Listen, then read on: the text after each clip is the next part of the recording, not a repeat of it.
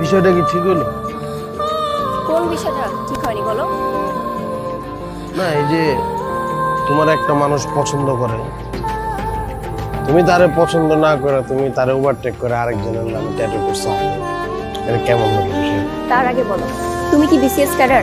না, আমি BCS cadre হবো কেন? আমি কোনো ক্যাডার ম্যাডার কিছু না। শোনো, আব্বু না আমাকে স্ট্রেট বলে দিয়েছে কোনো বিসিএস ক্যাডার বা হাই অফিসিয়াল ছাড়া কারোর সাথে আমাকে বিয়ে দিবে না।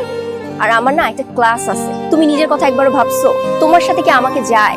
আর তোমার যে অবস্থা, আমার তো মনে হয় না তুমি যে এইবারও পাশ করতে পারবে। তুমি আমাকে ভুলে যেতে পারো। ঠিক আছে, তোমার চোখে আমি গবে, তোমার চোখে আমি ক্লাসলেস, কিন্তু তুমি যার জন্য তোমার হাতে ট্যাটু করছো সে কি এমন কিছু? জাস্ট বিরক্ত করবা না তো, গবেট একটা।